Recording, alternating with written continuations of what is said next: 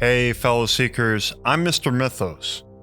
The Algerian Sahara Desert, December 6, 1909. The circle traced into the sand was the only thing keeping Victor Neuburg alive. The young man stood inside it alone, gripping his magical dagger, his eyes fixed on the triangle etched on the ground just a few feet away. In that triangle sat his master, the infamous occultist Aleister Crowley, dressed in black robes, his hood pulled low. Crowley had called something here, something older than language, and then fallen silent and motionless. In the simmering heat, Neuburg watched as his master's form began to warp and change shape. He'd been warned not to speak to it or give it power, but the thing began to talk urgently to him, and without realizing it, Neuburg answered back, and that's when it made its move. With a spray of sand, it broke the line of the protective magic circle and lunged at the man, who immediately began slashing at the entity with his magical dagger and screeching the sacred names of God, fighting for his life. To understand what happened here, we need to go back. Who were these two Englishmen in the Algerian desert, and why was one enduring an insane attack from the other? This was a moment where the two British occultists, Aleister Crowley and Victor Neuburg, claimed to have faced Choronzon, the demon of the abyss, as part of their month-long attempt to systematically access the 30 cosmic dimensions of heaven known as the Enochian Aethyrs. A magical operation considered so exceedingly dangerous that those who attempted to complete it prior to them had faced insanity, death, or spiritual obliteration.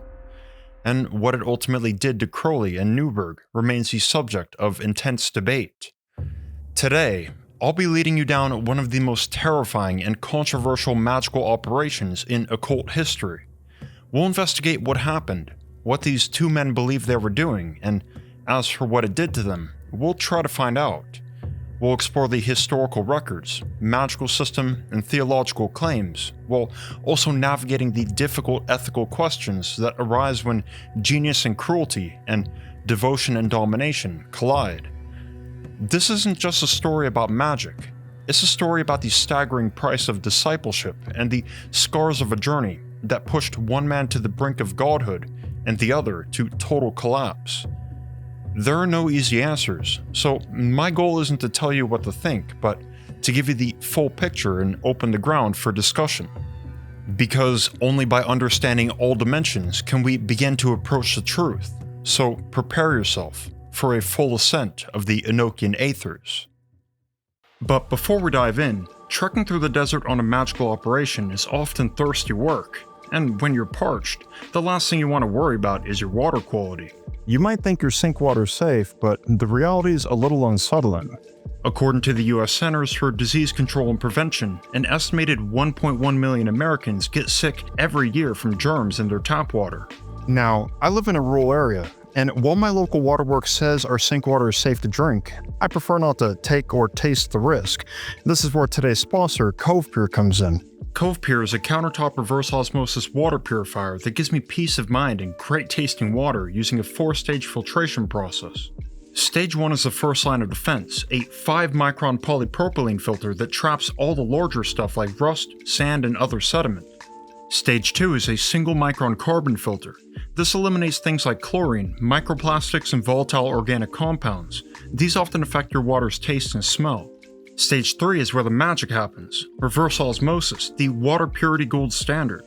Cove Pure's Clearwave technology removes thousands of harmful contaminants like lead, arsenic, and even fluoride, in case you'd like to treat your pineal gland to the best hydration on the market. To do this, they use a 0.0001 micron filter.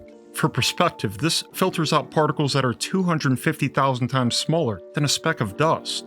Finally, stage 4 is alkalinization. Cove Pure returns beneficial minerals like calcium and magnesium and increases the pH to 7.5 to 8, so you get balanced alkaline water every time. The water just tastes so much better. No Illuminati brain chemicals for me.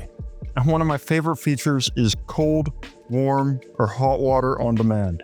Making tea is so easy, and I've been drinking way more tea because of it. If you're ready to taste the difference, go to covepure.com/mythos to get $200 off your own Cove Pure water purifier. Thanks again to Cove Pure for sponsoring our investigation. It's now time to drink deeply of the lore of history's most dangerous magical operation.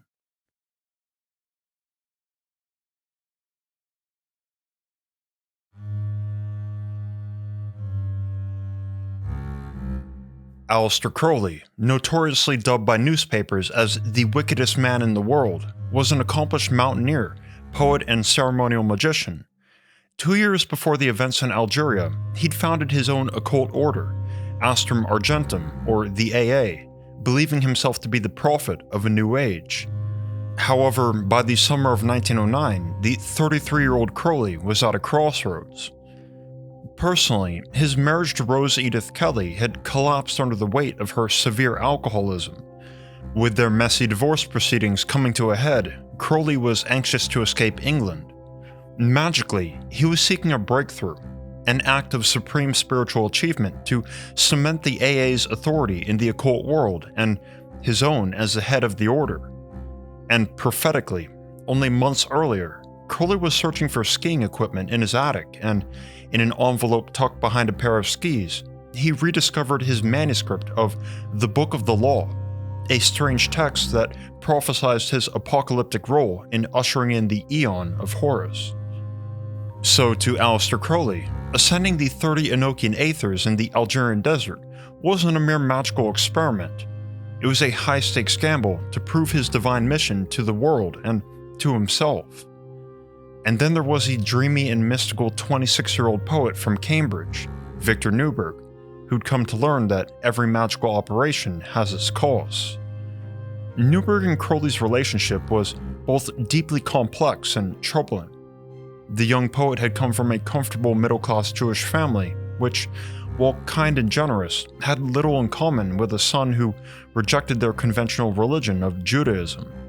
Neuburg had experienced mystical states since he was a child, and this led him far away from his family's religion and toward rebellion.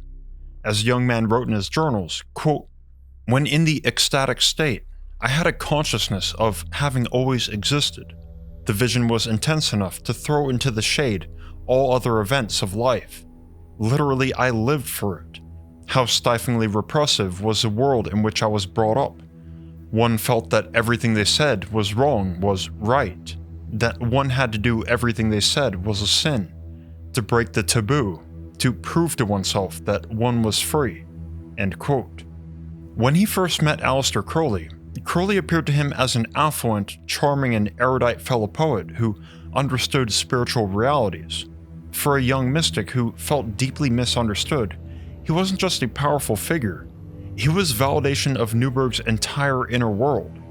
Neuburg felt that he'd found a master who could guide his innate chaotic mystical experiences.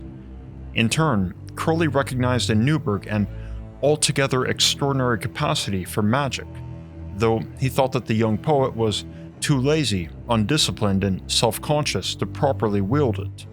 In the AA, Neuburg became Crowley's cella, a disciple bound by a sacred vow of obedience. He'd soon join Crowley on this journey to Algeria. However, before the cella could accompany his master on any great work, the cella first had to be tested. Crowley's test was brutal. In June 1909, Neuburg arrived at Crowley's estate, Beluskin House on the shores of Loch Ness, expecting advanced training. Instead, Crowley ordered him into a so-called magical retirement, 10 days of literally torturous isolation in a specially prepared chamber. Stripped naked and with little food, Neuburg was made to sleep cold and shivering on a bed of gorse, a shrub with strong sharp thorns. On one occasion, Crowley came in to whip him with a bundle of stinging nettles until he bled.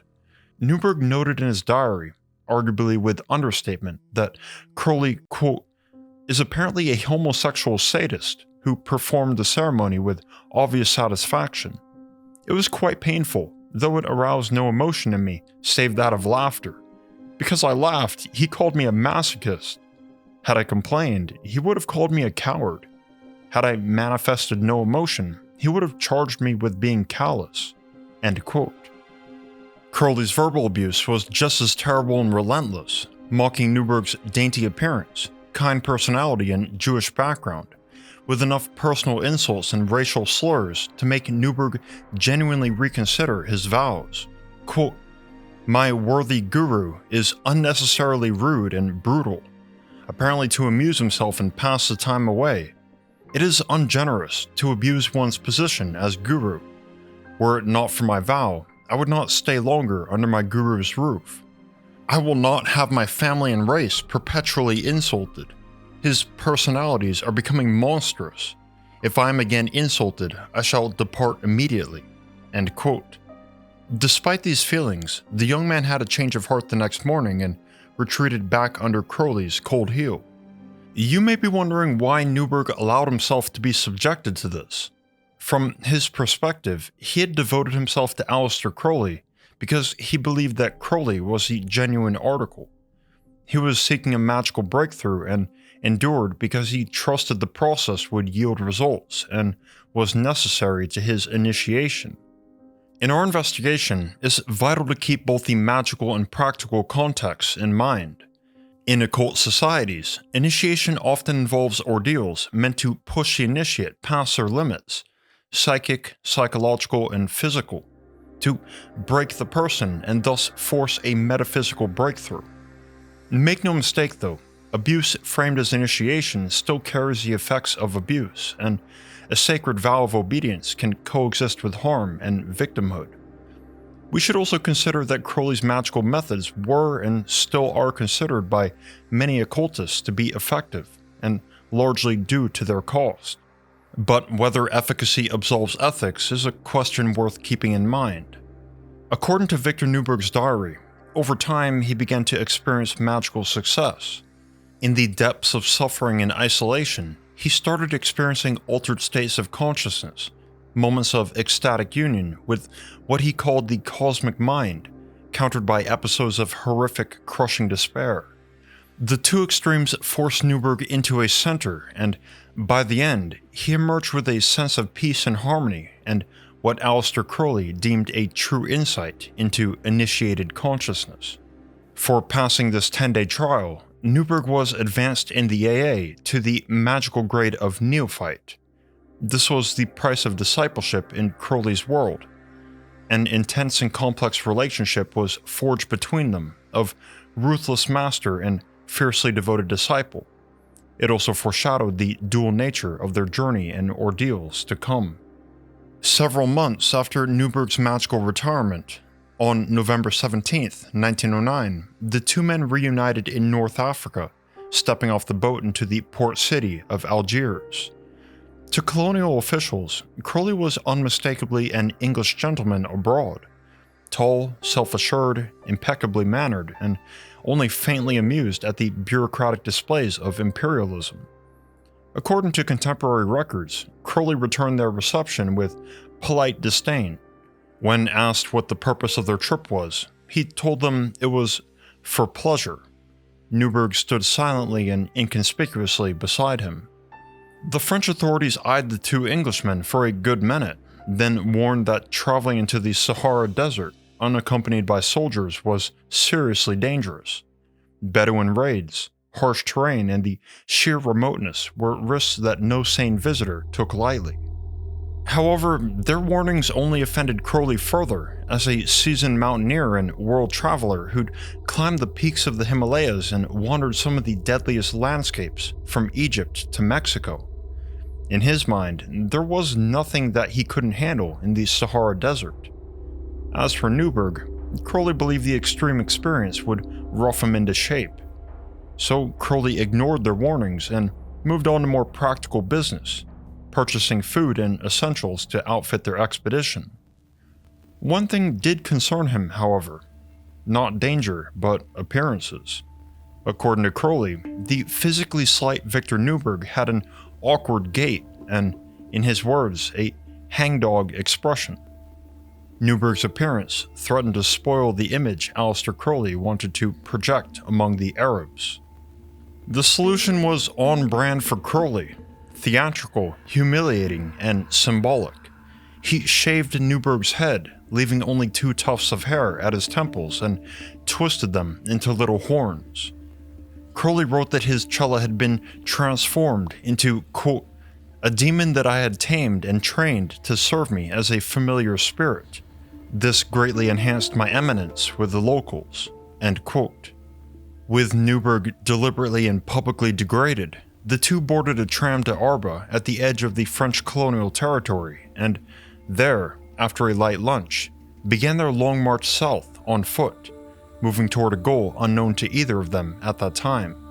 As Crowley recounted in his memoirs, quote, "I had no special magical object in going to Algiers.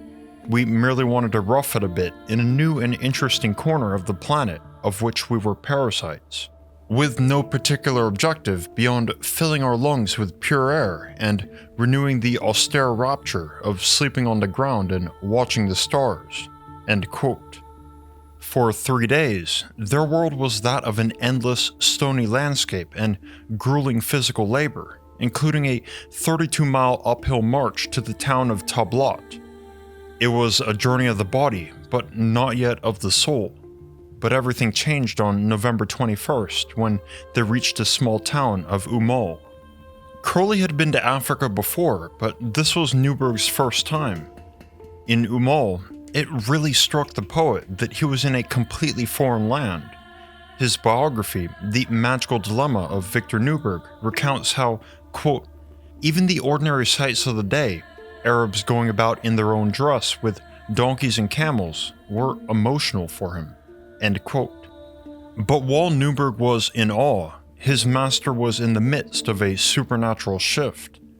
In his book Confessions, Crowley struggled to explain what happened there. Quote, "I cannot imagine why or how the idea came to me. Perhaps I happened to have in my rucksack one of my earliest magical notebooks where I had copied with infinite patience the 19 calls or keys obtained by Sir Edward Kelly from certain angels and written from his dictation by Queen Elizabeth's astrologer, Dr. John Dee. One of the very few genuine and interesting works on magic of any period. Much of their work still defies explanation." End quote. To understand what sees Crowley in that dusty town, we need to crack open this very same magical notebook. Inside it was a forbidden map of reality, one so dangerous that, for over 300 years, no one had dared to fully explore it. It was a relic from the 16th century, born from the bizarre partnership of the brilliant but eccentric John Dee and his highly suspicious, likely ex-criminal magical partner, Edward Kelly. I previously released a documentary on these two occultists and their alleged communications with angels, in which they attempted to learn the secret language of angels, which they called Enochian.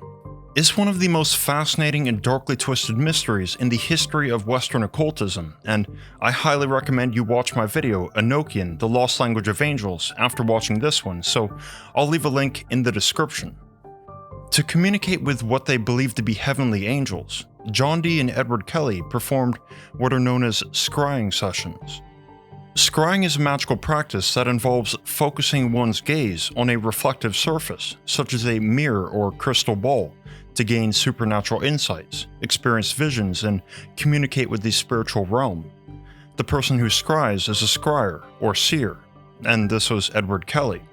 And the one who records the scryer's experience is the scribe, the role of John Dee, who was also in charge of the project. Dee pushed Kelly to perform these strange scrying sessions day in and day out for 7 fevered years. While their work virtually destroyed both of their lives, and certainly their relationship, the end result was a complete system of magic, known as Enochian magic. The alleged angels delivered to them 19 Enochian keys, powerful incantations capable of unlocking the gates of reality.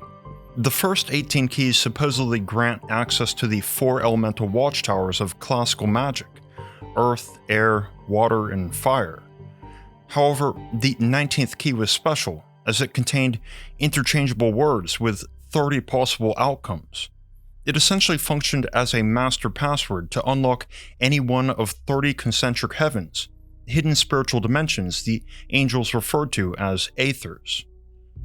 Imagine the cosmos peeled like an onion, 30 translucent shells nested into one another, each smaller and stranger than the last, telescoping inward toward a white-hot core. The Aethers are numbered from 30, the Aether Tex, at the very edge of the universe, the rim of creation, all the way inward to 1, the Aether Lil, at the blazing incandescent center. This is the Enochian map of the heavens. While John Dee and Edward Kelly received what appeared to be the complete magical system, they never actually used it to journey into any of the Aethys. Unfortunately, their partnership collapsed after an incident of wife swapping gone wrong, and they immediately severed ties, leaving their forbidden map of the heavens uncharted. In the centuries to follow, this failure was considered one of the most significant missed opportunities in esoteric history. Thankfully, despite John Dee's ill feelings toward the project, he was a meticulous archivist. So for some 300 years, his notebooks were passed down and studied by ceremonial magicians such as the Hermetic Order of the Golden Dawn, of which Aleister Crowley had been excommunicated from as a member. The Golden Dawn were arguably the first occultists who attempted to put the system to practical use, to ascend all 30 Aethys. If that sounds easy or safe, I regret to inform there's no such thing in Enochian magic. It didn't take long until the Golden Dawn's highest-ranking members recognized a strict rule that one must ascend the Aethys in their exact order, from the 30th Aether, Tex, inward until reaching the first and final Aether, Lil. This is because each Aether distills or filters the one after it. If you miss a pass, skipping a step, you risk collapsing the cosmic ladder. The vision shatters like safety glass and the unfiltered rushes in. Those lucky enough might suffer weeks of vertigo, confusion, or disassociation, but there have been more serious cases of what occultists call magical madness, a life-debilitating condition brought on by improperly performed ritual magic, where the magician's mind appears to have been drained and replaced by nothing but chaos and illusion. However, this was far from the only danger of the Aethys. The Golden Dawn's leaders discovered that between the 10th Aether, Zax, and the 9th Aether, Zip, was a seemingly impenetrable barrier, an existential event horizon they referred to as the Abyss. To cross the Abyss, one had to conquer its guardian, Choronzon. Also known as the Demon of Dispersion, Choronzon isn't a traditional devil of fire or brimstone, but rather an ever-babbling and shape-shifting embodiment of pure chaotic selfhood, a distorted mockery of consciousness. According to Aleister Crowley's text, The Vision and the Voice, quote, Choronzon is dispersion, and cannot fix his mind upon any one thing for any length of time. Choronzon hath no form, because he is the maker of all form, and so he rapidly changeth from one to the other, and because he is himself, therefore he is no self, for there is no center, nay, nothing but dispersion. End quote. The Golden Dawn's leaders warned that successfully facing Choronzon and crossing the Abyss required the total annihilation of the self, or ego, and failure would result in the ultimate spiritual catastrophe, described as the fate of an adept who chooses to preserve their selfhood at all costs. Fearing total annihilation, they build defenses around themselves to survive, trapping themselves in the abyss and cutting themselves off from the divine forever. The Golden Dawn established that only an adept deemed worthy of the magical grade Magister Templi, or Master of the Temple, should dare to risk the abyss. By crossing it, they'd be conferred this most supreme rank. However, no member of the Golden Dawn's original Victorian order ever claimed to have obtained the grade of Master of the Temple, and with that, it's believed that none ever completed a full ascent through the 30 Enochian Aethyrs. Almost exactly 9 years prior to the events in Algeria, a 25-year-old Aleister Crowley was scaling the great volcanoes of Mexico, and it was there that he first attempted to explore the Enochian heavens, and failed. On November 14th, 1900, Crowley invoked the 30th and outermost Aether, Tex, and 3 days later, he proceeded to the 29th, Re. As he recorded in The Vision and the Voice, quote, in Aether 30, I am in a vast crystal cube. This cube is surrounded by a sphere. About me are 4 archangels in black robes. In Aether 29, the sky appears covered with stars of gold. An immense eagle angel is before me. His wings seem to hide all of heaven. End quote. These visions were as incomprehensible as they were terrifyingly powerful and overwhelming. Even as a highly skilled magician, after these 2 initial Aethers, Crowley had to back down.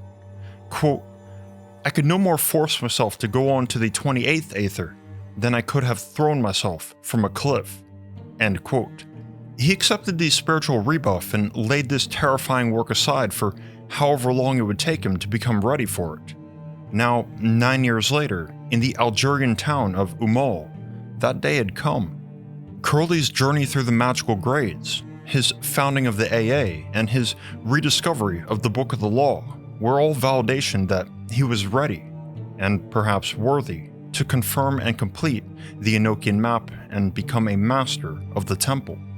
Quote, I had not thought of continuing this work for nearly 9 years, but at Umal, a hand suddenly smote its lightning into my heart, and I knew that now, that very day, I must take up my work with the Aethers from the point where I had laid it down.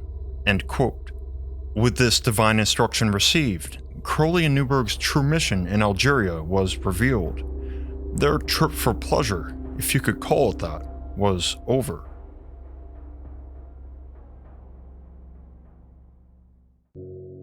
Aleister Crowley came prepared. He had his old notebooks from Mexico and his scrying stone, a 2-inch engraved golden topaz in a vermilion wooden cross. He also had a dedicated scribe, Victor Neuburg, who, at the same time, was to continue his duties as the expedition's load-bearing quartermaster. This was despite Crowley recognizing Neuburg as a gifted clairvoyant. In this operation, Crowley would be his only seer and scryer. He kept a handwritten journal at this time, and it's interesting to see how his entries became increasingly sparse, serious, fragmented, and intense over the course of their month-long mission. However, it's clear how relaxed Crowley felt about it at the beginning. Quote, November 23rd, a nice slack day at Umal, chiefly billiards and such things as playing footer with an old tin can, wrestling and boxing. Our host offered me the aperitif, and we chatted a while. Umal is really a rather jolly place. The bottle turned out to be hopelessly poxed, and we tossed it.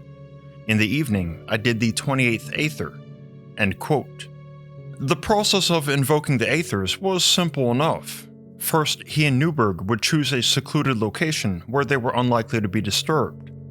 Second, Crowley would kick things off with a powerful preparatory chant known as the Bornless Invocation, adapted from a 4th century Greco-Egyptian text on exorcism. Originally, it was used to cast out spirits, but with some heavy editing, Crowley instead used it to invoke or summon spirits, as well as declare to the spirits that they weren't dealing with a mere mortal, but an adept with divine authority. Third, Crowley would recite the 19th Enochian key with the correct incantation to unlock their target Aether. Fourth, once he felt the invoked forces were present, Crowley would take out his large golden topaz. Gazing into it, he would begin to scry into spirit vision, as he described it. Essentially, he would enter a trance state where his senses could perceive otherworldly phenomena. And fifth, Crowley would describe everything he saw and repeat everything he heard aloud as the vision unfolded. Sitting beside him, Neuburg furiously scribbled down every word, filling sheet after sheet of paper, trying his best to keep up. The first vision Crowley invoked in Algeria was of a terrifying angel with a black face, wide eyes, and a long flail of scarlet lightning. To Crowley, this vision symbolized the dawn of the Aeon of Horus, the New Age, which Crowley believed he was the prophet. They set off again the next morning, leaving Umal. At this time, Crowley and Neuburg continued trekking hard, averaging around 20 miles a day. The young poet's words painted the romanticism of their quest. Quote, "The sun is glowing over the eternal sand, and the endless road grows steeper. We are going into a nameless land, and we shall know what lies beyond and see the shadow of the olden mystery. No way may lead us back, our track is hidden in dust and sand and grass. For lo, we journey on a road forbidden, where no man sees us pass." End quote. That night, in the bitter cold of the remote desert, they invoked the 27th Aether, Za, and the following day, after arriving in Sidi Isa, they invoked the 26th, Des. These are similar to the previous Aethers in one way. All were broadly prophetic of this new age and the overthrow of the old gods. Voices spoke to him. It is the dawn of the Aeon. This trend took a drastic shift, however, when the visions became much more personal. Aleister Crowley identified himself not only as the prophet of the new era, but specifically as the Great Beast, 666. He began to see representations of himself as the beast in the visions. Upon scrying the 25th Aether, Viti, he witnessed the Great Beast in the form of a lion swallowing up an angel on a white horse and another on a black bull, both symbolizing the old gods. The lion then roared a prophecy, quote, "Like the ash of dried leaves, the worlds are blown before me. On my head is the crown, and my soul is the soul of the crowned child. Who shall ride upon me but the woman of abominations, Babylon? Who is the beast?" End quote. Initially, Crowley intended the work to be an emotionally detached and impersonal exploration of the Aethers. However, between the 25th to the 20th Aethers, the visions stopped merely announcing the new age. They assigned his place in it, not as witness, but as the beast in the center of the cosmic upheaval. The escalating intimacy of personal destiny took a severe psychological toll on Crowley. He sensed a growing awe and dread. Quote, "I felt that a hand was holding my heart. I began to feel, well, not exactly frightened. It was the subtle trembling of a maiden before the bridegroom." End quote. It was terrifying and, at the same time, exciting and strangely erotic. To fortify himself against this overwhelming spiritual pressure, Aleister Crowley adopted a new, intensely devotional practice. As he and Neuburg trekked the desert, Crowley began reciting a verse from the Quran, specifically Surah 112. Quote, "1,001 times a day during the march, prostrating myself after each repetition." End quote. This was one of the countless instances where Neuburg witnessed his master causing suffering and exhaustion onto himself as if he loved it. But whether or not he did wasn't the point. The young poet had studied Crowley's writings from the Golden Dawn, where his magical motto was perdurabo, which in Latin means "I shall endure." For Crowley, the severe physical exhaustion of continuous bowing and the mental strain of this rhythmic mantra served to beat his mind and body into submission, and it appeared to work well for a time. However, the nature of the visions was about to evolve once again, getting even more up close and personal. They began to ritually initiate Crowley toward a terrible and necessary trial soon to come. Crowley popped the veil of the 19th Aether, Pop, near midnight on November 30th. What emerged was no longer the chaotic, hallucinatory landscape he'd grown accustomed to. Instead, a figure of an angel materialized with deliberate purpose. Crowley identified this being as Hegemony, the ritual officer of the metaphysical realm, whose purpose in ceremonial magic was to guide the candidate through initiation. This vision laid the structural framework for what would be a formal ceremonial ascent. 2 Aethers deeper, in the vortex of the 17th, Tan, all symbolic pretense was abandoned and the vision spoke in the cold language of metaphysical law. They taught Crowley that any disturbance or deviation from a state of perfect unity constituted iniquity, a form of cosmic crime against the divine. In his vision, written in a strange alphabet on shining luminous objects, were condemnations that existence itself was unlawful. Quote, "Motion is iniquity, breath is iniquity, torsion is iniquity." End quote. An indescribably massive angel then wrapped itself around the earth, and a voice boomed down with mention of Choronzon, the guardian of the abyss. This triggered a realization that would shake Crowley to his core. According to his writings, quote, "I understood that every disturbance which makes manifestation possible implies deviation from perfection. My individuality, which distinguishes me from all other beings, involves the idea of injustice. Therefore, to penetrate beyond the abyss, between the 10th and 9th Aethers, where iniquity cannot exist, my personal selfhood must be annihilated. End quote. Not transformation, not transcendence, but the systematic and permanent destruction of the ego. On the morning of December 3rd, in a desert cave, Aleister Crowley invoked Oxo, the 15th Aether, which culminated the sequence of initiation in a direct interactive trial. He found himself in a vast amphitheater carved out of rose-colored marble, its bottom filled with pure liquid mercury. Sitting across the amphitheater's 7 tiers were robed magicians. From each tier, except for the innermost, the highest-ranking adept came forth to test him, one by one. As Crowley dictated to Neuburg, quote, "The first drove a dagger into my heart and tasted the blood. The second adept tests the muscles of my right arm and shoulder. The third adept examines the skin and tastes the sweat of my left arm. The fourth adept examines my neck and seems to approve, though he says nothing. And he hath opened the right half of my brain, and he makes some examination, and admitted the right to the grade of Magister Templi. The fifth adept examines the left half of my brain, and then holds up his hand in protest, and says, 'In the thick darkness, the seed awaiteth spring.'" End quote. The 5 adepts had judged Crowley worthy of the temple, but utterly unprepared for the rank of Magis that lay beyond it. However, the seed, the potential of Magis, was within him. The Aethers had systematically transformed Aleister Crowley from a mere explorer into a fully consecrated candidate. They'd laid out the cosmic laws, warned him of the stakes and the sacrifice, and judged his readiness and worth. Crowley was standing at the very precipice of the abyss.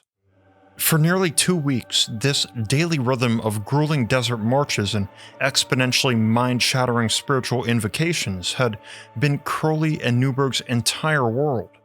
Finally, they arrived at the hilltop town of Busada, an isolated haven of orchards, gardens, and white-walled houses that felt like the last link with civilization. The young poet was in awe of the colors and the smell of flowers, but his master gazed into the distance. Past the town loomed a mountain, Mount Dala Aden.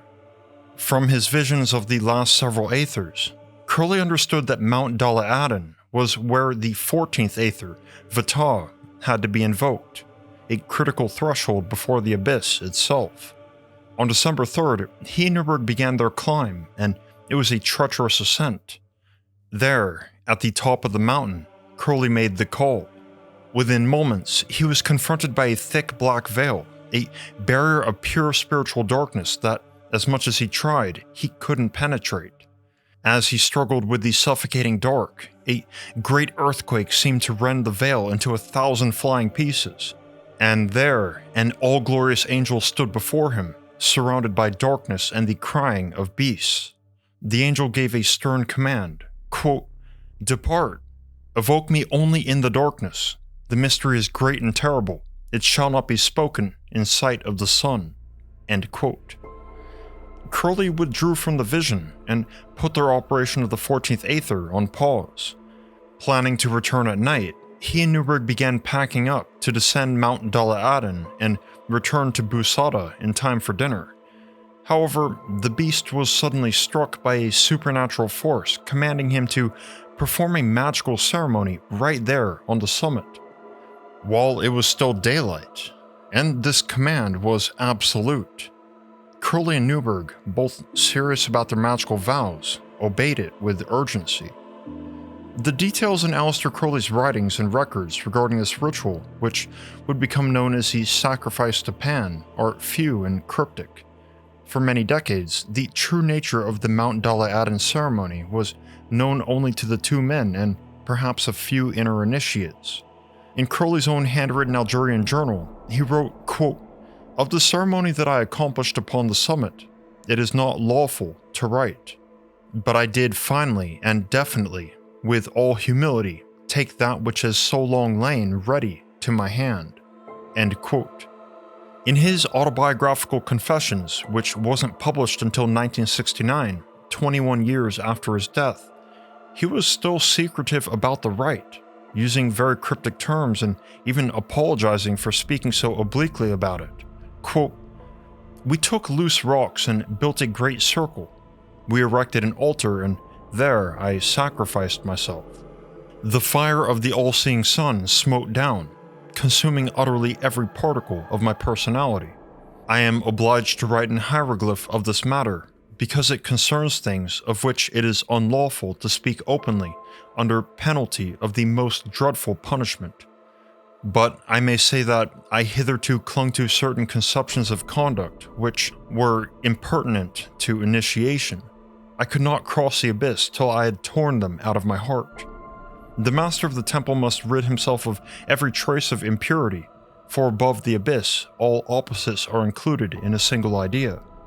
I knew that my point of view was mere personal prejudice. I obeyed and made the act which I most feared and abhorred as detestable, the most bestial blasphemy." End quote. With that, the public was left to connect the dots long after Crowley had passed away, and the first explicit revelations came around this time, arguably first by Victor Neuburg's biographer, Jean Overton Fuller, who knew Neuburg personally. While still tactful in her language, Fuller revealed that something drastic had occurred involving sex and the god Pan, and once the cat was out of the bag, followers of Crowley and his magical orders also acknowledged these same details. What happened on the summit of Mount Dala-Aden on December 3rd, 1909 was as follows. As the sun was near its zenith, Victor Neuburg invoked the lustful goat god Pan to possess his body in a frenzy. With his fawn-like appearance and his hair still tufted into horns, Neuburg embodied every aspect of Pan.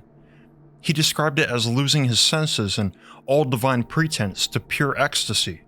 Following this, Aleister Crowley offered himself as a sacrifice to Pan.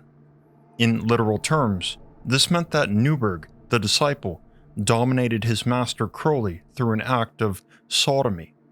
Crowley was the receiving partner, and this position was chosen for its psychic shock value, a role reversal, ritualized humiliation, and surrender of both status and control to break down the last defenses of his ego. The result of this sacrifice was to purify and empty Crowley of all ego, the requirement for crossing the abyss. But if Aleister Crowley was emptied of all ego, why did he go out of his way to hide the details of the ritual? To keep silence is one of the 4 cardinal virtues of the magical adept, the other 3 being to know, to will, and to dare. To exercise silence was to keep that which is sacred separate from the profane, the ordinary, the mundane, and the everyday, in order to maintain the integrity and power of the sacred. To keep silence was sworn by both Crowley and Neuburg in their magical oaths. However, Crowley's use of the word unlawful carried not only a magical meaning, but also a literal one too. Homosexuality was a criminal offense for British citizens, punishable by imprisonment with extreme Victorian-era conditions that included hard labor, hard fare, and a hard bed. Moreover, European society treated male homosexuality as deeply scandalous and immoral.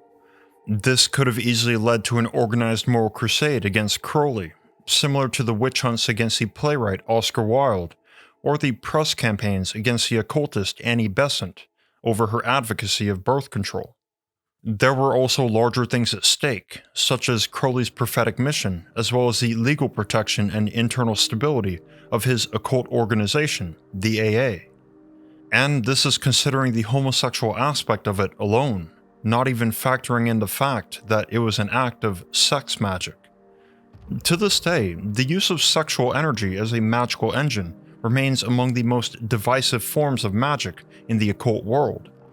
As far as records go, this was the first ritual act of sex magic that Crowley ever performed, though we can assume he had some notion of just how controversial it would be. So from a purely strategic perspective, Crowley's decision to obscure the details of the Pan ceremony makes sense. As for Neuburg, he was actually inspired by the image of Pan after the ritual, writing a poem titled The Triumph of Pan. Quote, "The current of my soul hath broken the bounds of sensual life, and I am grown a god, a sinewy token of Pan's most ardent strife.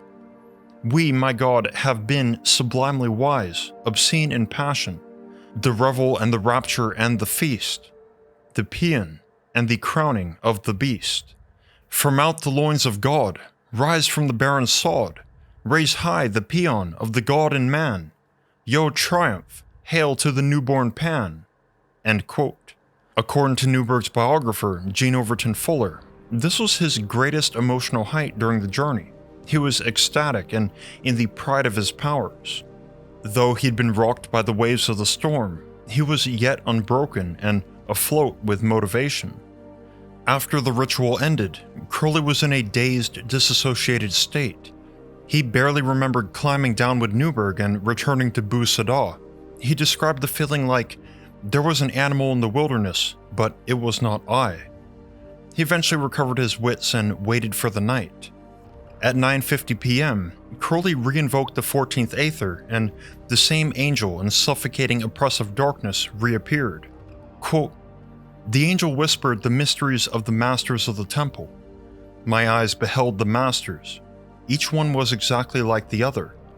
The angel told me that now my name was Nemo, Latin for no man, seated among the other silent shapes in the city of the pyramids under the night of Pan." End quote. Having sacrificed his ego, Crowley was now Nemo, a man without a name, and the visions that followed began to directly address the nature of his final great test, that of the demon of the abyss, Choronzon. The stakes were laid bare on the night of December 4th, when he invoked the 12th Aether, Lo. He was shown a stark warning of the ultimate spiritual catastrophe, the fate of adepts who failed to cross the abyss, who clung to their identities at the final moment. The angel described how they, quote, "shut up their blood in their heart. In their lonely fortresses they bind themselves together with an oath, and with a great curse. Thus they make war upon the Holy One." End quote. The message was clear, that failure meant becoming a cancerous, isolated ego, a fortress of selfhood doomed to magical madness and eternal torment.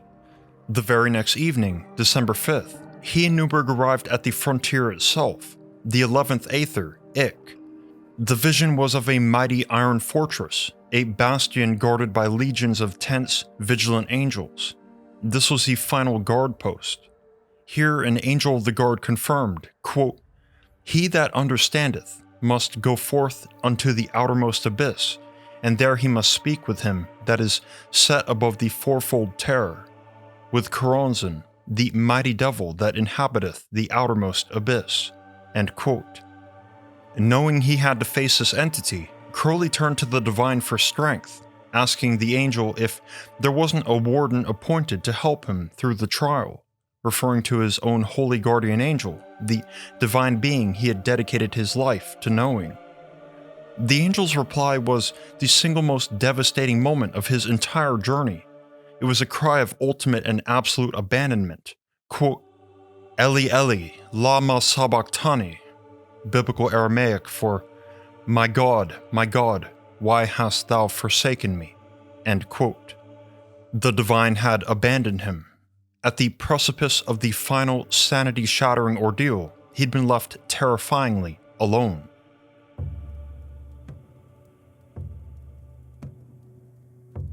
On December 6, 1909, Aleister Crowley and Victor Neuburg would attempt to scry the 10th Aether, Zax, the crossing of the abyss.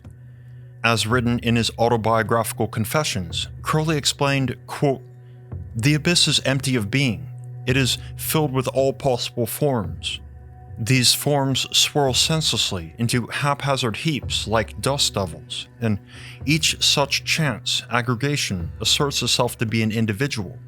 But the slightest disturbance dissipates the delusion, just like a dust devil brings it in showers of sand to the earth. We therefore went far out from the city into a hollow among the dunes." End quote. Upon reaching this hollow, They used chalk to draw into the sand a magical circle designed to protect Neuburg as a scribe. Neuburg sat down inside this consecrated circle, fortified by the holy names of God, his hands gripping a magical dagger. Next, Crowley drew a magical triangle several feet away, which was to be used to manifest the abyss and contain the demon Choronzon. The Chela then swore an oath to his master, quote, "I, Victor Neuburg, hereby solemnly promise upon my magical honor and swear that I will defend this magic circle, to threaten with the dagger and command back into the triangle the spirit, if he should strive to escape from it, and to strike with the dagger at anything that may seek to enter this circle. I will be exceedingly wary, armed against force and cunning, and I will preserve with my life the inviolability of this circle." End quote. To this, Crowley gave him one final warning, not to speak to Choronzon, no matter what the entity says. To do so would distract Neuburg from defending the circle and give Choronzon power. The encounter with Choronzon remains one of the most controversial and physically intense episodes in the history of Western occultism. On the surface, having traced both a magic circle and magic triangle, the ritual structure was that of a classic evocation, the calling forth of a spirit to a physical location outside the magician. All was relatively normal and as is tradition thus far. After Crowley finished tracing the circle, he performed the Bornless invocation, then changed into a black robe and sacrificed 3 pigeons atop the triangle. For historical context, the ritual sacrifice of animals was traditional and ceremonial magic aimed at evoking spirits and giving them material for semi-physical manifestation, as seen in grimoires such as the Key of Solomon. This was the only aether working in which Crowley performed an animal sacrifice. Finally, he cried out to the 10th aether, Zax. It was from here that tradition would be flipped on its head. It's unknown what inspired Crowley to do this, whether it was a mistake, an in-the-moment compulsion, a premeditated decision, or a supernatural command. Aleister Crowley broke traditional protocol and performed an act of the most supreme magical risk. He stepped inside the very triangle where Choronzon was being summoned. This meant that his body became a physical vessel for the demon to manifest in. Essentially, Aleister Crowley got possessed. If this was his intention, he didn't inform his Chela, Victor Neuburg, about it, though not giving Neuburg the plans in advance was typical for Crowley. Regardless, Neuburg was no longer in the safety of his master. He was on his own, 3 feet away from Choronzon, the demon of the abyss, who'd manifested in Crowley's body, speaking in Crowley's tongue. In an instant, Neuburg's magical circle of protection became his prison, and his test of discipleship became absolute. The success or failure of the operation was now entirely in Neuburg's hands, even if it meant that he had to physically strike down his own master. What followed, recorded verbatim by the scribe Victor Neuburg, was a bizarre, insane babble of dialogue. Choronzon's words revealed a being of absolute chaotic madness. Quote, "I am the master of form, and from me all forms proceed. I am I. I will reach up to the knees of the Most High and tear his phallus with my teeth and bray his testicles in a mortar. I feed upon the names of the Most High. I churn them in my jaws, and I void them from my fundament." End quote. Throughout this so-called conversation, Choronzon began to rapidly shapeshift into different forms and voices to provoke Neuburg to react or talk back. The entity changed its form to that of a beautiful woman he'd once fallen in love with in Paris. In a soft voice, it tried to woo him, throwing seductive glances and gestures. Neuburg immediately recognized this trickery and refused to answer or move from his position in the circle. This prompted Choronzon to laugh wildly and loud, then immediately switched to a quiet, pitiful voice. Quote, "O inviolable one, that canst not be tempted, I bow myself humbly. Thy name is mercy, and I cry aloud for pardon. Let me come and put my head beneath thy feet, that I may serve thee. Is not thy mercy infinite? My torment is eternal. The sun burns me. Give unto me, I pray thee, 1 drop of water, that I may quench my thirst. Sprinkle water upon my head, I can hardly go on." End quote. Neuburg wasn't a fool, and while he wrote it all down, he didn't give in to any of these psychological ploys. He understood what he was dealing with. Choronzon continued morphing between forms, cycling between beautiful woman, holy man, a serpent, and his master Crowley, babbling coherently and then madly, rapidly shifting voices and switching emotions, and trying every strategy in the known universe. Anything to get Neuburg to leave or unintentionally break his consecrated circle. Anything to get him thinking, arguing, distracted. Choronzon begged the words out of Neuburg, quote, "To keep silence he should never learn. O thou that art so ready to speak, so slow to watch, thou art delivered over unto my power for this. And now one word was necessary unto me, and I could not speak it. I must speak, speak, speak, millions of mad voices in my brain." End quote.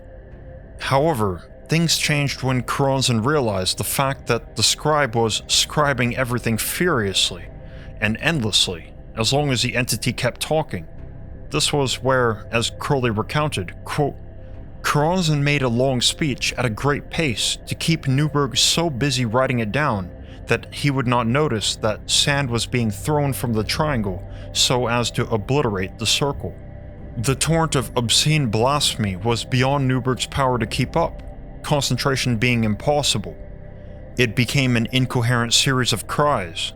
Then suddenly, there was now a gap in the circle, and Choronzon, in the form of a naked savage, dashed through and flung Neuburg to the earth and tried to tear out his throat with froth-covered fangs." End quote. Lying on the ground with the entity lurched over him, Neuburg immediately invoked the names of God and slashed at Choronzon with his magic dagger. As he stabbed into the demon, shouting banishing prayers and calling upon the Tetragrammaton, Choronzon wrestled with him and gnashed its teeth, trying to bite through the bones at the back of his neck. Neuburg pushed back with all his strength and fury. Finally, his hand came across a magic staff that was just in reach, and with it, he threatened the entity.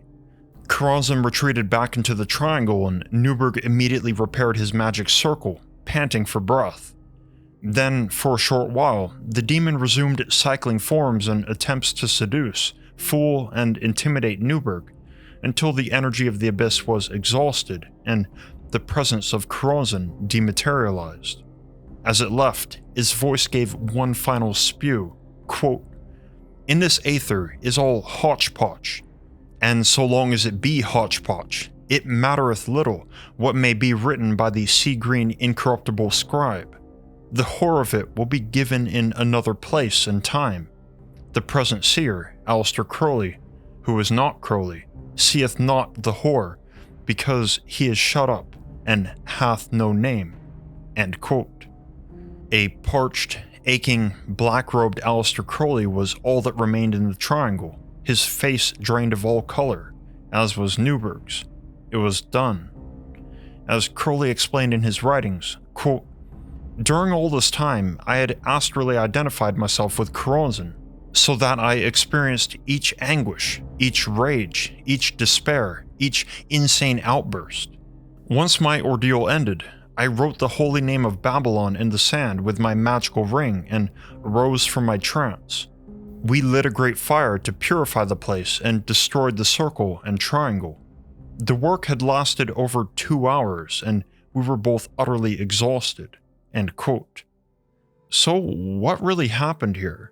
For those who don't believe in magic or the supernatural, the common sense explanation is that Crowley had said all those things, and after taking off his robe, he was Choronzon's so-called naked savage form, who attacked Neuburg. It's one thing to consider Crowley's narrative of the Choronzon event as fictional. However, according to Victor Neuburg's biographer, quote, "For Victor, what had happened was proof that Crowley's magic worked, not in the sense intended, but all too really. To the end, he remained convinced that he had wrestled with a demon that day in the desert." End quote. Much like the Pan ritual, Neuburg was convinced of the supernatural nature of Choronzon. He was also the only true witness to Choronzon, and the authenticity of the experience left him horrified. It's no great secret that the encounter with the Demon of the Abyss left both Aleister Crowley and Victor Neuburg forever changed. Both men suffered immense psychologic, physiologic, and psychic blowback. But to what extent and to what end? These are hotly debated questions. As the seer and the scribe stood silent and disheveled in the African sand, eyes fixed upon the great purifying bonfire they'd constructed, the cost of their ordeal began sinking in. Each of them carried wounds that would scar in time. Their record of the event makes no effort to hide the fact that the encounter with Choronzon left its mark. In The Vision and the Voice, the chapter on the 10th Aether presents a clear warning, quote, "This Aether being accursed, and the seer forewarned, he taketh these precautions for the scribe," end quote. Similarly, we find the words of Neuburg scrawled into the footnotes, quote, "The greatest precautions were taken at the time, and have since been yet further fortified, to keep silence concerning the rite of evocation. The Major Adept is warned most seriously against attempting to emulate this operation, which is in any case improper for him to perform. To call forth Choronzon, unless one be wholly above the abyss, is to ensure the most appalling and immediate catastrophe." End quote. Of course, by the time these warnings were penned, the ritual had been completed. But one critical question remains that has haunted occult historians for well over a century. Did Crowley successfully cross the abyss and annihilate his ego, as many attest? Or did the encounter with Choronzon annihilate him, leaving a demon wearing his face to walk the earth at will, as others maintain? Dr. Alex Owen, a professor of 20th century British history at Northwestern University, acknowledges the realities of the battle with Choronzon from a psychoanalytical perspective, but argues that Crowley failed. Quote, "Crowley's subsequent behavior suggests, indeed, that he had not made a successful crossing of the abyss, that he was caught in the grip of unconscious forces that he was unable to filter, monitor, or control. Far from establishing an all-seeing, harmonious relationship with the unconscious, working with it to achieve magical ends, the unconscious now controlled and dominated him." End quote. However, this is not how Crowley's followers understand it at all. The modern Thelemic teacher, Marco Visconti, addresses this paradox. Quote, "Crowley's life, marked by undeniable egotism despite claims of having crossed the abyss, casts a shadow of doubt on the authenticity of such a spiritual attainment. His continued egotism, often critiqued, could be viewed through a different lens, a deliberate aspect of his persona that facilitated his mission to guide and challenge his followers, a deliberate strategy to engage with the world in a way that would most effectively transmit the teachings. His persona, with all its complexities and contradictions, served as a living testament to the path he preached, embodying the trials and triumphs of the spiritual journey." End quote. While this has been a very fierce and divisive debate among occult circles in the academic world for nearly a century, for the purpose of our investigation, we'll continue on as Crowley did, assuming that he crossed the abyss successfully, at least by his own definition. But for the two men who limped back to Bou Sadah on December 6th, it was not a matter of semantics, psychophilosophy, or theology. It was the brutal reality of what they just endured. In his own words, Crowley confessed, quote, "I hardly ever know how we got back to Bou Sadah," end quote. Drained and at their breaking points, but with their mission yet incomplete, like soldiers, they somehow rallied themselves to press on. The question lingered in the air. What vision awaits a man standing on the other side of the abyss?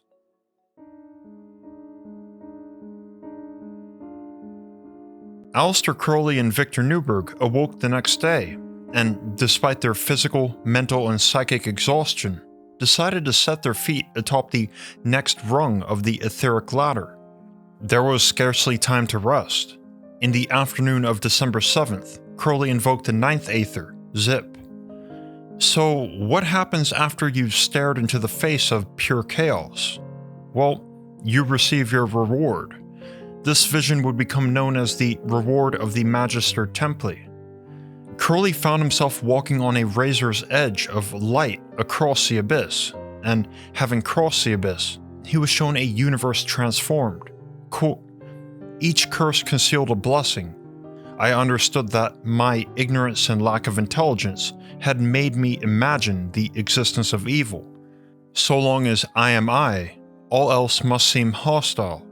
Now that there was no longer any I to suffer, all these ideas which had inflicted suffering became innocent. End quote. However, Neuburg, who paid most of the cost and carried the bulk of the practical consequences, didn't share in Crowley's reward. He was starting to crack. There was a storm building inside of him that his master failed to recognize.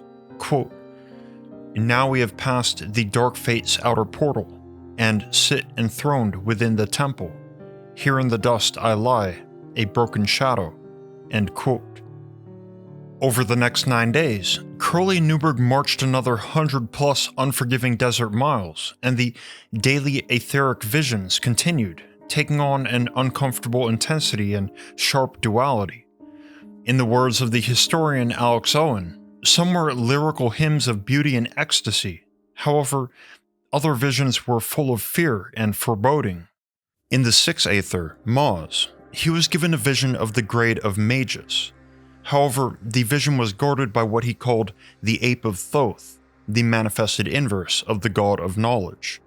After changing his posture to one of passive waiting, Crowley was granted only a partial vision. He perceived the central temple of the Aether, which was an urn containing the ashes of the Book of Tarot.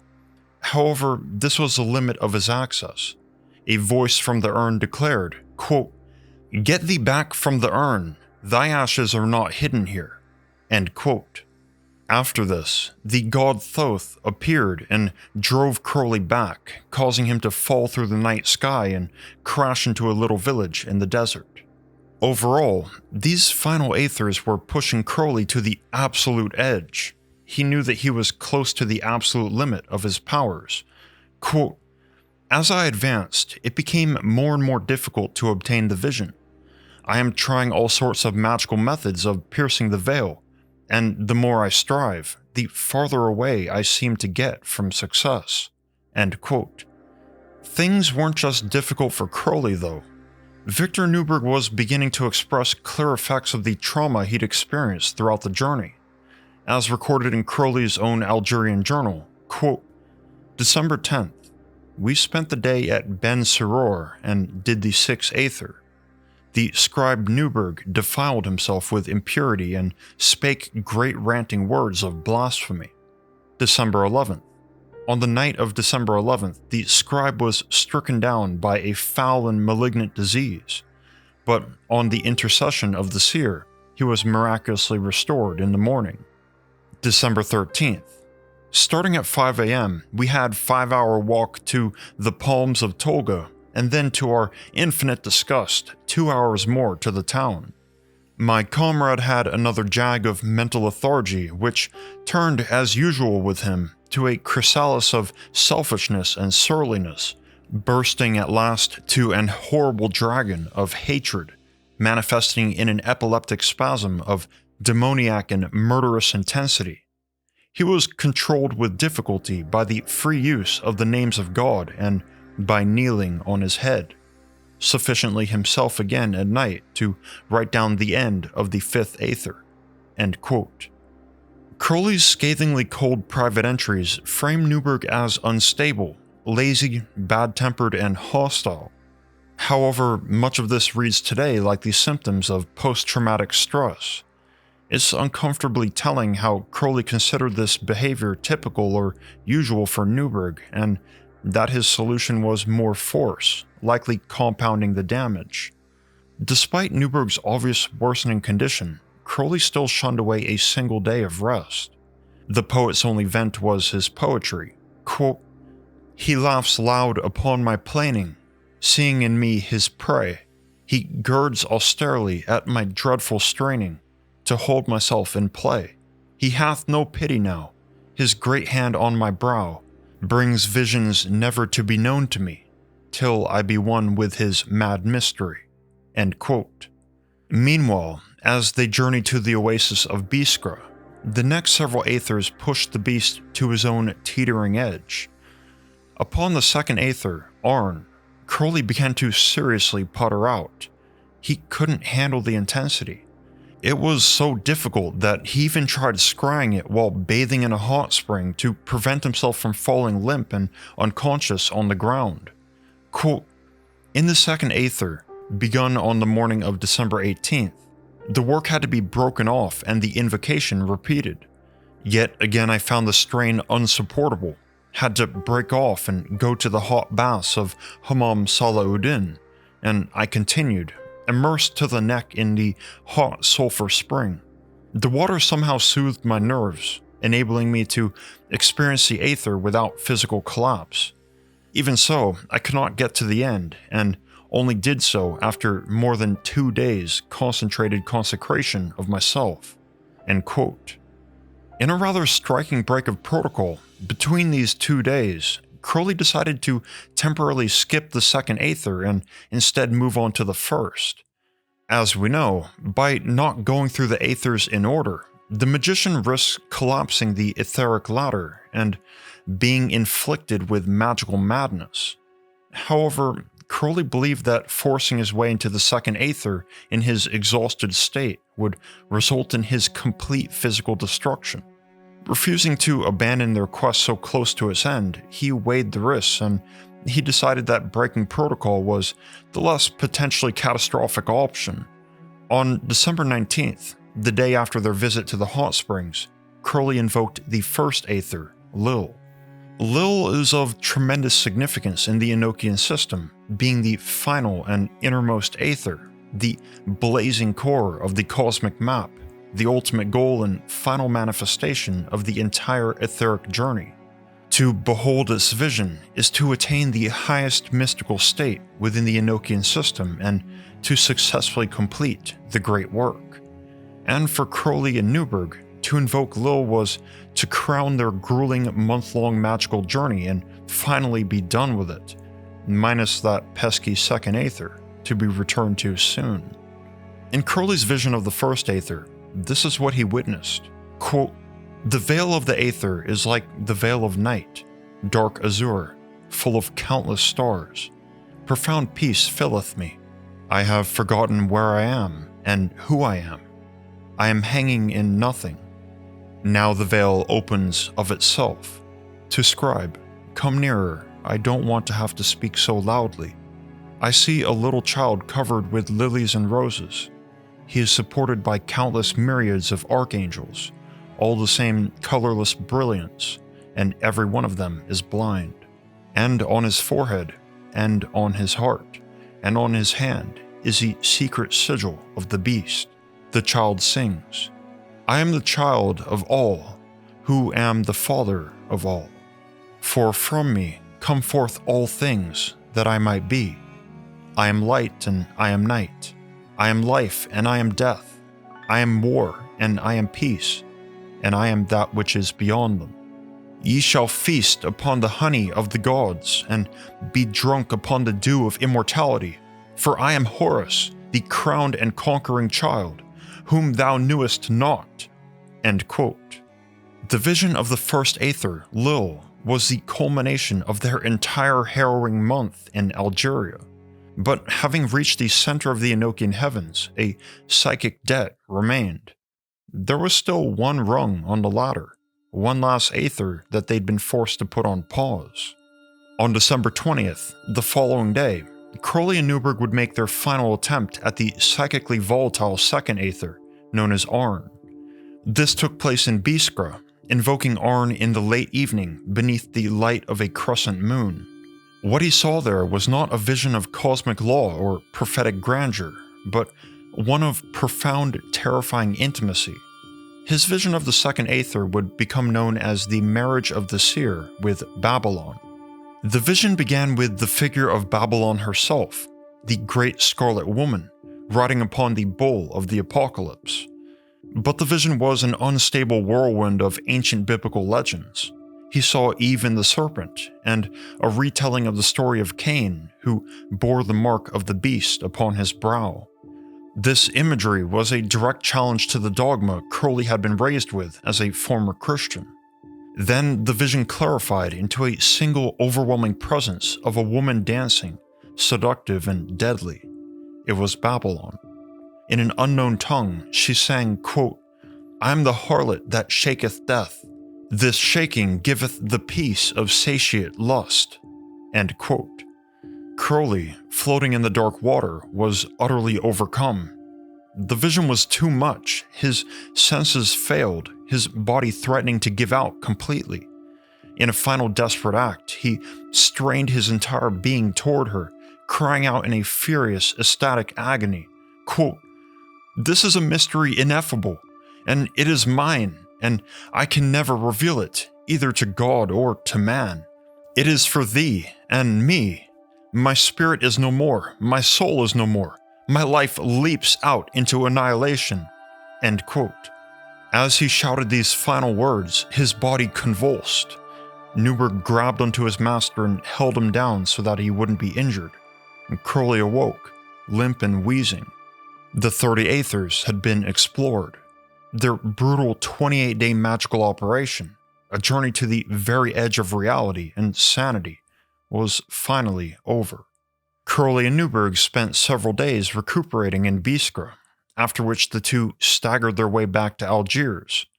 On December 31st, 1909, they boarded a ship and sailed back home to Southampton, England. It was a quiet New Year's Eve, but echoes of the journey screamed in their ears. In his poetry, Neuburg expressed feelings of profound sacrifice. Quote, "The warlock weighed his vision with his voice, triumph with trade." End quote. They'd mapped the heavens, but the cost of that knowledge would follow them for the rest of their days, and it wouldn't be shared equally. Those who knew Victor Neuburg said he carried the desert on his face and bore the marks of this magical adventure to the grave. Sadly, there's no question that the psychological toll for Neuburg was severe and permanent. The price of discipleship was catastrophic. He was a seeker who found his master, an initiate who passed his trials, and a warrior who courageously faced down Choronzon at the abyss. But the cost was a life spent haunted by the trauma. The image of the goat god Pan, in particular, loomed over Neuburg. For a short while, it inspired some of his greatest poetry, but eventually it would fill him with nothing but dread. He stated that the goat was my curse. Over the next several years, the poet came to deeply hate Aleister Crowley, and in the autumn of 1914, he finally broke off their relationship, renouncing all of his vows. In a final act of cruelty, Crowley ritually cursed him in a formula said to be linked with Pan, and Neuburg suffered a nervous breakdown. Thereafter, he lived in fear of Crowley's vengeance and return, a tragic and sobering end for a gifted, searching poet, whose courage under impossible pressure saved the operation and arguably the life of his master. Aleister Crowley, too, was forever changed. His friends and followers attested that he came back from Algeria a different man, if the man who returned was Crowley at all. There are those such as the historian Alex Owen, who believed that he was, quote, "shattered psychologically and never recovered from the ordeal," end quote. There are many, though, who don't hold this opinion, in particular Crowley's followers. This journey was fundamental in shaping the remainder of Aleister Crowley's life and the cornerstones of his theology and magical system. Everything that he went on to develop and establish, from sex magic and the breaking of taboos, to the doctrines of Babylon and the Abyss, to the pillars of his occult order, the AA, and his new occult religion of Thelema, including its key scripture, the vision and the voice. All of this and more grew from these 4 desert weeks. That said, Crowley never again mounted a magical operation of this scale without a far larger entourage and systematic safeguards. Clearly, he understood that the risks they took in Algeria were too dangerous to be repeated, and certain lines should never again be crossed, and warned his followers away from emulating what he and Neuburg did. But at the same time, Crowley framed the Algerian operation as a resounding, absolute success. Now, after laying out all the history, the rituals, and the conflicting expert opinions, I feel like I should step in with my own perspective. This story, more than any other I've investigated, was particularly troubling for me. I had difficulty reconciling with Aleister Crowley's profound failure to recognize the shattering of a man he'd spent an entire month journeying with, through pain, exhaustion, and revelation. Most people who go through something that intense together form a bond. But in his journals, Crowley documented Neuburg's traumatic episodes, as well as his abuse, without a hint of empathy or compassion. However, Crowley wasn't ignorant of his suffering. He was the active architect of it. When reconsidering Neuburg's involvement in the operation, there are many instances of profound violation of the student-teacher relationship. It seems apparent that Crowley viewed Victor Neuburg not as a student to be developed for his own benefit, but rather as a tool.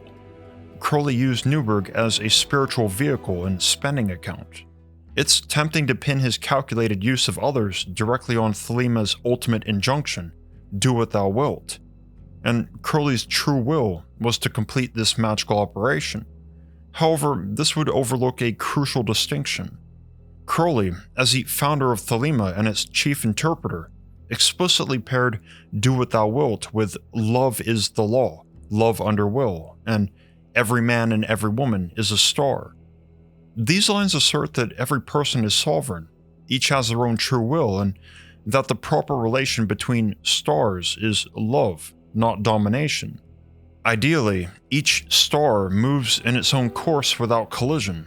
In fact, Crowley's own writings on Thelemic doctrine warn against trying to dominate or deform another person, and specifically state that interference with the will of another is the great sin. By this measure, no matter what Crowley believed his true will demanded, he crossed the line. Neuburg's will, limits, and suffering were not his to spend. So what happened in Algeria was less of Thelema in practice. To me, it's probably the starkest example of Aleister Crowley's own solipsistic behavior. The circle in the sand was meant to protect a man from a demon, but it couldn't protect a disciple from his master. Ultimately, we're left with the central, most disturbing paradox of the entire operation: whether profound moral failure can coexist with a genuine spiritual breakthrough. In my opinion, any operation should be judged by its roots as much as its fruits. I don't believe efficacy absolves ethics, and I won't ignore the human cost borne by Victor Neuburg.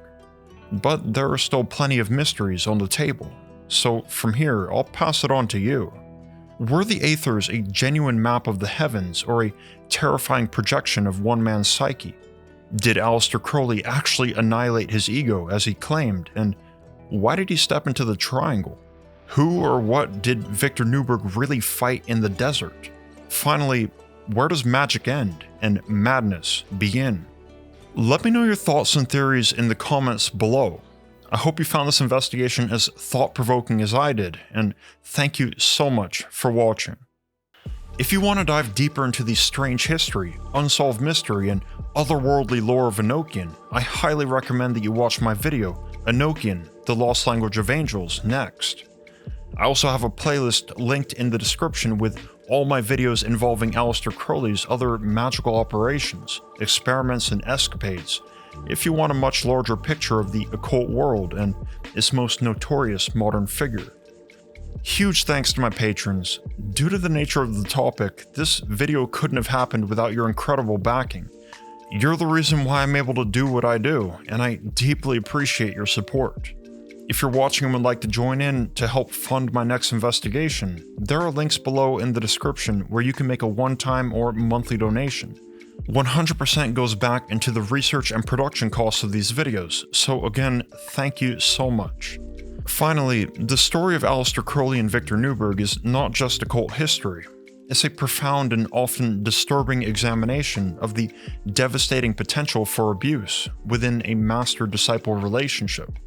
Remember that no pursuit of knowledge or spiritual enlightenment should ever come at the cost of your well-being. If any of these themes resonate with your own experiences or someone you know, please know that help is available, free, and confidential. You're not alone. You can contact these hotlines listed on the screen or visit internationalculticstudies.org as well as openmindsfoundation.org for resources on spiritual abuse, faith-based coercion, and high-control relationships. I'm Mr. Mythos. Never stop seeking. I'll see you in the next one. Peace.